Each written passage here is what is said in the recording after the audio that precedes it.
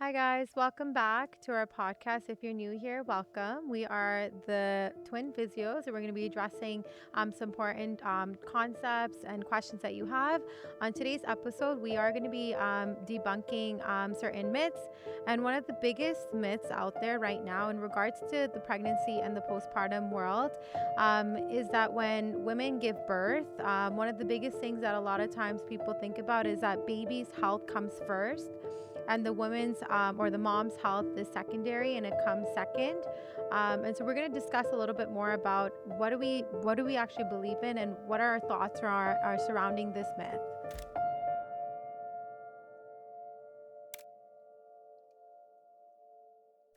So let's take it from here.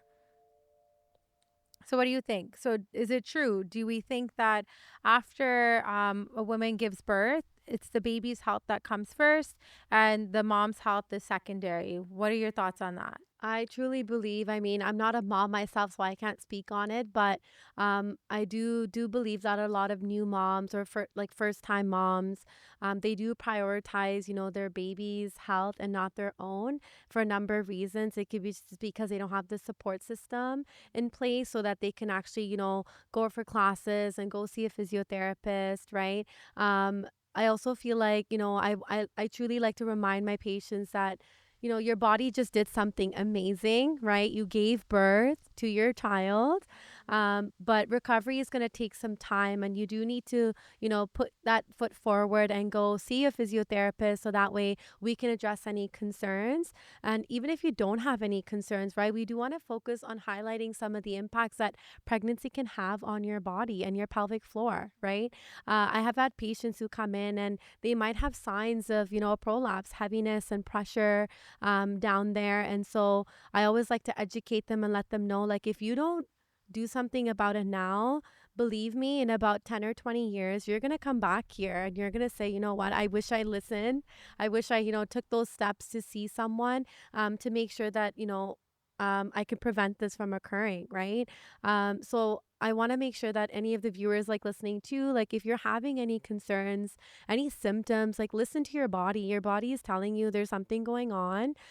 Please put yourself first because a healthy mom will allow for, a healthy lifestyle for yourself and for your child. Yeah, and I think like you said in a really great way here, but I think from our background being a South Asian of descent and in our communities, we're almost taught that, hey, like we're gonna put everything we got here for the baby. That is true at this point. Yes, we do want to give everything we have to the baby, but we have to understand if we as a mom, we're not taking care of ourselves and our bodies, then how do we help our children, And right? show up So for our kids in the best way possible, right? exactly. So this is where I think it's important that yes, like the first like couple of weeks, yes, we are going to dedicate that time to make sure, our newborn's good, we're breastfeeding, we've started that process, but I think a lot of times it's just understanding that you like you said, it's such a remarkable thing that we're doing. We're bringing life into this world, but it is a sort of trauma that our body is going through, right?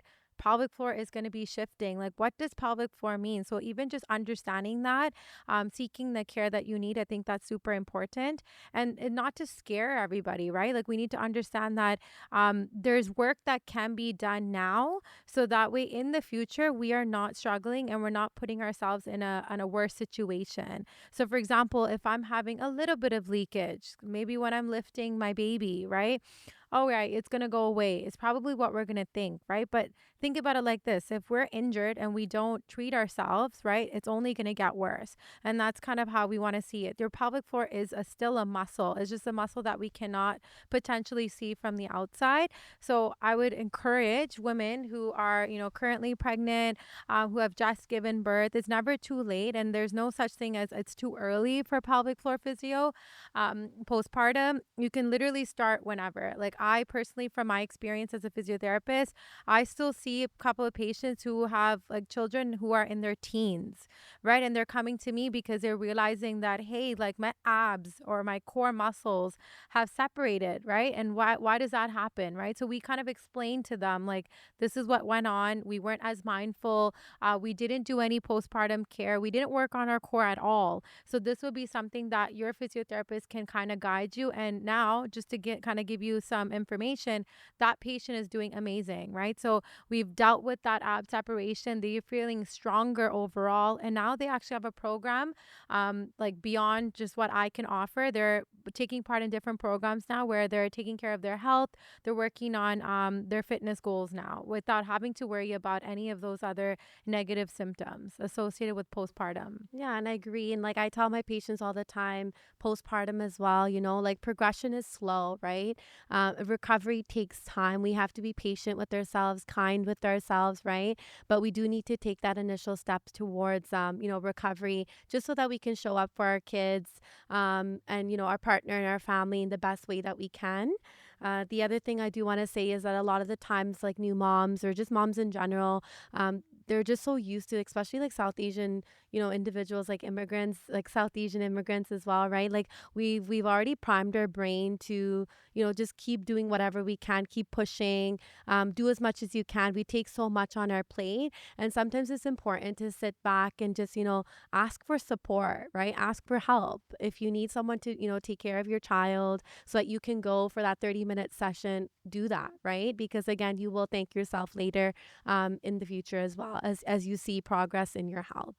Yeah, and I think that's very, very important. I think it's just like new moms, even like moms who have, I don't know, given birth to their third or fourth child, right? It's never too late. Just think about all the changes your pelvic floor has gone through from like first child to now, right? So, all of those changes, like we want to be able to address that so things don't get worse for you in the future, right? So, a lot of times when we see patients, I think you can agree to this, we have a lot of moms who are in their 60s now, like our parents' age, where they're like, you know what, I wish I knew about this, right? And so, which is why it makes me smile, makes me happy when I see people in their pregnancy journey seeing us because they've already taken the necessary steps so that we don't see them in the future. It's kind of bittersweet. Yes, we do want to see you, but if we don't see you, we know you're doing the best you can out there, Yeah, right? and it's actually a good thing that we're not seeing them because they've recovered, they've reached their goals. Yeah, and that's what it is. So, So there you have it. So this was our take on kind of explaining that this isn't really